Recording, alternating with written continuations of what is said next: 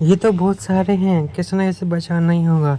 And जैसे वो सामने देखता है वो चौंक जाता है, बिकॉज क्योंकि उसके सामने यूबिन थी, वो भी घायल हालत में। वो बस कैसे ना कैसे यूबिन के पास जाता है और कहता है तुम यहाँ क्या कर रही हो, तुम्हें कहा था ना दूर रहना। एंड जो वहाँ के पुलिस एंड जो बजाने आता है फायर फाइटर्स, उनसे कहता है कि आप इधर आइए, घायल है इसे यहाँ से लेके जाइए।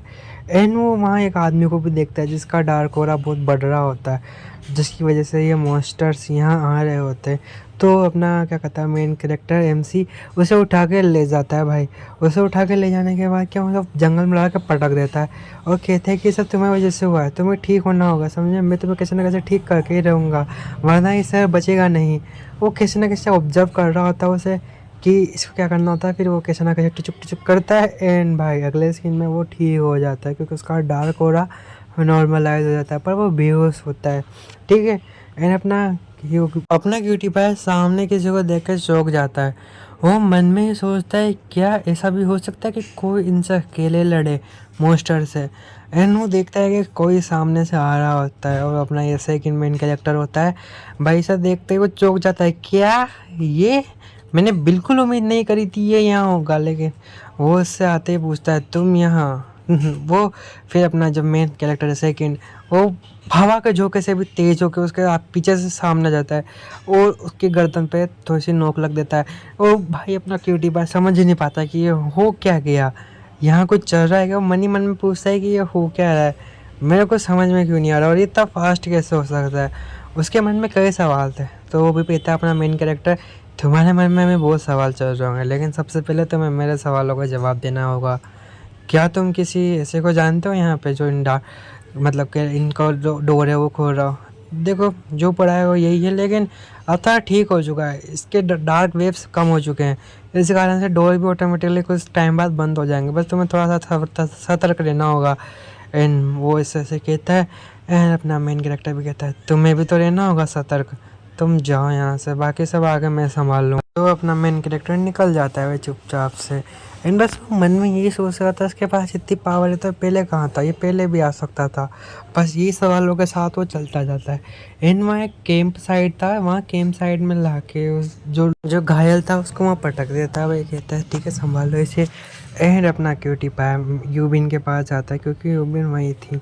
एंड वो उससे कहता है कि ठीक है तुम ठीक हो चुके हो तो तुम्हें घर छोड़ दो। अरे क्या हर बार घर छोड़ता है, तो मैं उसको यार देख के आती हूँ। यूबिन में ऐसे स्पेशलिस्ट है किसी ना चीज़ में, वो आगे पता चल जाएगा। एंड बाहर से किसी चीज़ का शोर आ रहा था, सब बाहर भाग के जाते हैं। हम बाहर जाते ही देखते हैं तो चौंक जाते हैं कि एक अकेला लड़का सारे मॉन्स्टर से लड़ रहा है और वो जो डोर ओपन हुए थे ना, उन डोर्स को भी वो बंद कर रहा है। हालांकि ये मुमकिन तो नहीं था, लेकिन सब ये आंखों पे देख के चौंक जाता है, खासकर अपना मेन कैरेक्टर। एंड उसमें एक इविल सी स्माइल झलक रही थी कि मैं आज इन्हें सबको ख़त्म कर दूंगा। अब नेक्स्ट सीन में हम देखते हैं ठीक है एक बिल्डिंग थी, वहाँ पे अपना ना क्यूटी पाई आया होता है किसी को ठीक करने, किसी का डार्क वाला कम करने वाला।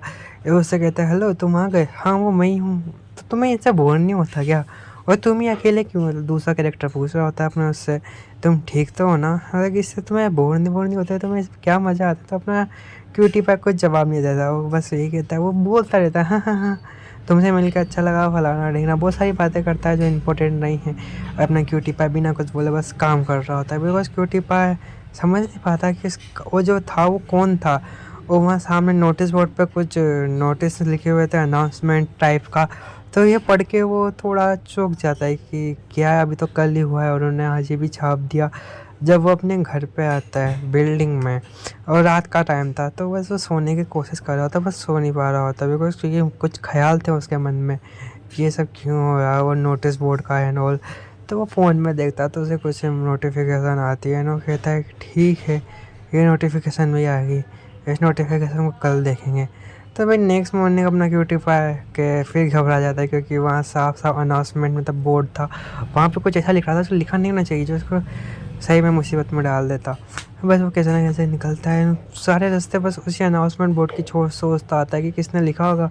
और वहाँ वो एक है ना मिलिट्री बेस में पहुंच जाता है, वहाँ जाके बताया जाता है कि तुमने सुना अनाउंसमेंट के बारे में, एक लड़का जादुई लड़का। एंड भाई इसकी सब सोच के वो तो उसका दिमाग खराब हो रहा है कि इन्होंने मेरा नाम क्यों लिया, क्यों, तो हम थोड़ा दूसरे का सीन देखते हैं। तो यहाँ पे ना मिलिट्री वाले लोगों की ट्रेनिंग चल रही थी। तो ठीक है, सब लोग इकट्ठा हुए थे यहाँ पे एंड सब लोग बैठे थे।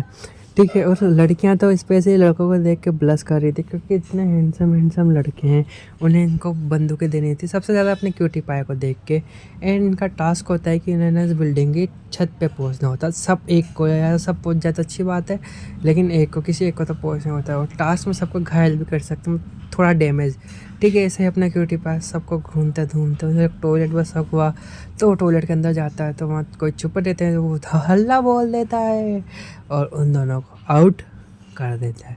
अब वो कैसे आउट करता है भाई, दोनों दोनों टॉयलेट के अंदर छुपे थे अलग अलग। तो पहले वो गैस बम फोड़ता है एंड फिर जो बाहर निकलता है उसको डायरेक्टली आउट कर देता है कि तुम आउट हो गए। और एक को ऊपर से आउट कर देता है टॉयलेट के ऊपर चढ़ के। ठीक है, ऐसे करते करते वो दोनों को आउट कर ही देता है। अहमद से पूछता है क्या तुम मेरे साथ चलोगे, क्या कुछ कोई बात नहीं, तुम तो आउट हो गए, अब मैं ऊपर जाकर देखता हूँ। तो वो कैसे ना कैसे भाग के सबको आउट करके कैसे ना कैसे टेरेस पे पहुँच जाता है।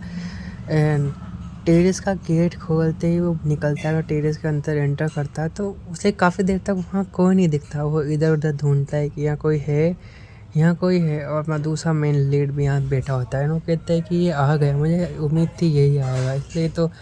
एंड भाई वो चलता जाता टेरेस के बीच में बीच आ जाता है।